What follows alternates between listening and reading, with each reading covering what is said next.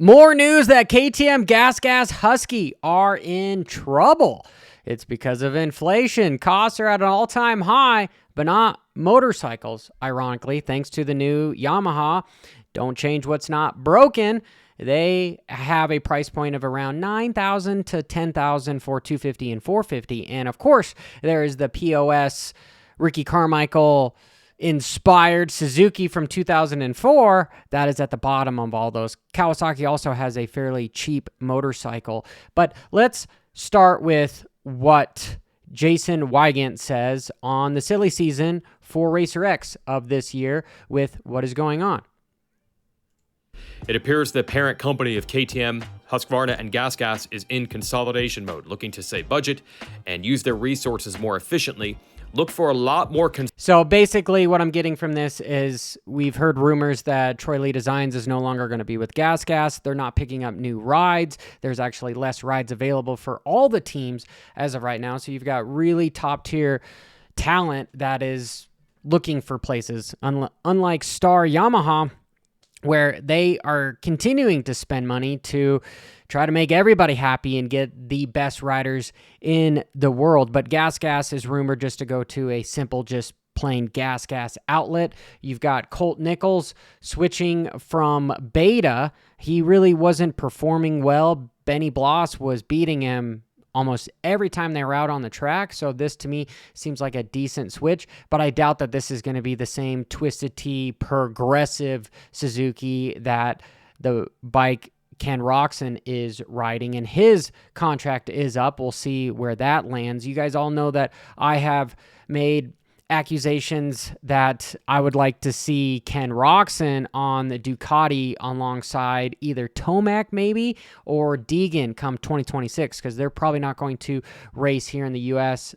until then. No 2025 whatsoever. If we're talking about Eli Tomac, he is coming back for Ironman or Budds Creek. Supposed to be back on the bike. Coop's on the bike. We're hoping for Coop to be back at Unadilla and Eli probably at Budds Creek. Do you think that's a chance? Interesting. That is from Vital. His contract is up as well. And Star Yamaha is trying to figure out how to pay the man because Cooper has a massive pay raise for 2025. So where does that leave Tomac? It appears that Eli definitely does want to come back and race in 2025. So he and Yamaha do have to hammer out a new deal. We've heard rumors. They've been talking for months. Nothing has been made official yet. We've heard a deal is coming soon. Could be announced by the time you watch this video. Expect Eli Tomac to be back at Yamaha in 2025. But again, that's not locked in yet. Interesting. And on my channel, I've talked a lot about Justin Cooper, and Jason does have some information on what's going on with his contract.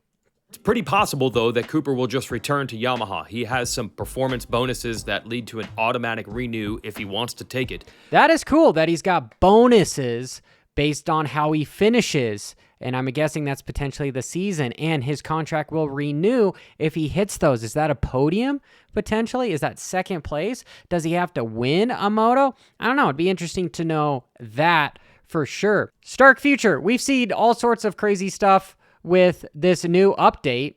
We can gladly say that we have increased 10% in the battery range. More traction, more power. Okay, because I've ridden these things, and after about a 30-minute moto, the battery is at like 30%. And so you go from an 80 horsepower 450 to a 250F that's of 36 horsepower or so. That might be a little extravagant, and I do like to kind of stretch the truth a little bit, but still, the battery doesn't last very long. It would be impossible to recharge it for a second moto, especially if you had a moto that was coming up inside of like maybe 3 or 4 motos. So this is cool that they have 10% more range and improved powertrain efficiency, improved traction, which is huge. That was the biggest thing when I rode one, where I was like, holy crap, I want to turn this sucker down to about 50 to 60-ish, right around there, and have the regenerative braking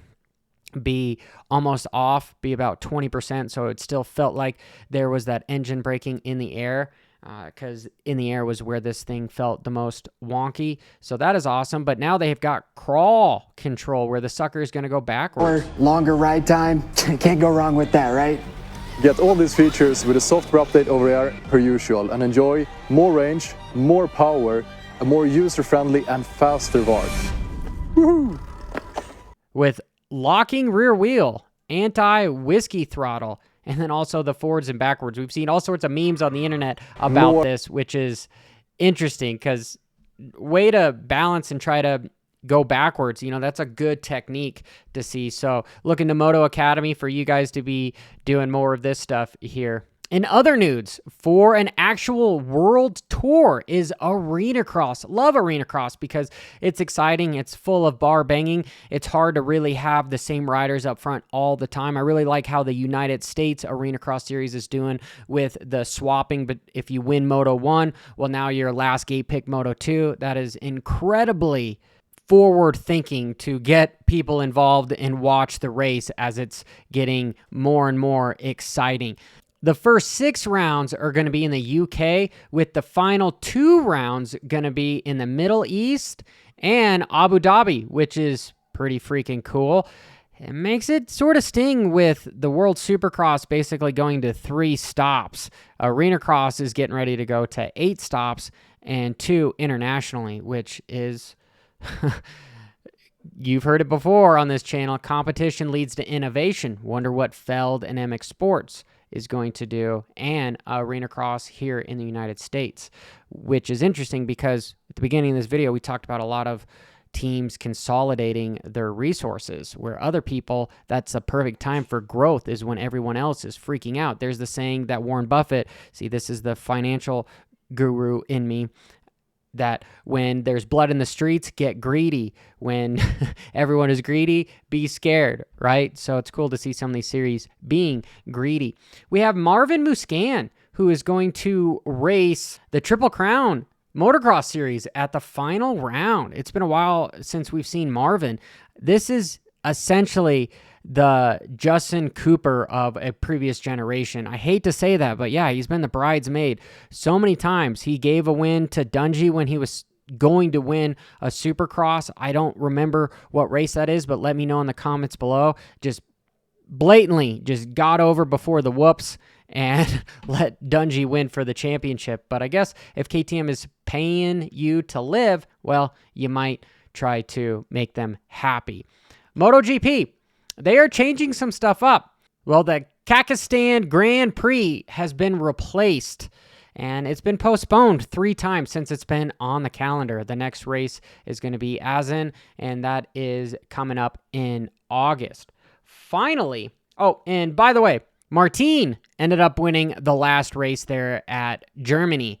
Super cool. I honestly had the only time that I've ever had somewhat of superstar fanboyish in me was when this guy messaged me, and he was following me. He said that my breakdowns are great. So I'm like, holy crap, the fastest guy in the world likes my stuff. So maybe I should do some road racing analysis. Anyway, back to a little bit of bicycling. And this has a little bit to do with potentially some doping. Taddy, love this dude. He is basically sealed the Tour de France this year. It's been exciting. But at one of the last climbs, he did an average of 7 kigs, 7 watts per kilo, and that is roughly around 520 watts for 27 minutes. And he beat Lance Armstrong's 2001 record by 2 minutes inside that 30-minute climb. That is insane. This is coming with some of the accusations that Jonas of last year in a 30-minute time trial ended up taking 2 minutes off a Taddy. So, yeah, do I think that these guys are supreme athletes? I 1000% do. Do I personally believe that there's potentially some gray area with how they're doing stuff? Yes. And that's the same thing I think with Moto and Supercross, where there is rules, there is a middle area that you can try to squeeze in between the crack. And we've seen time and time again where some people end up getting in trouble for that stuff. But let me know in the comments below what you think about all of this. And this was this week's Moto news on 2 wheels from around the world. Until next time, keep it WFO. Make sure you hit that subscribe button and notification icon and share this. Bra-da-da-da-da.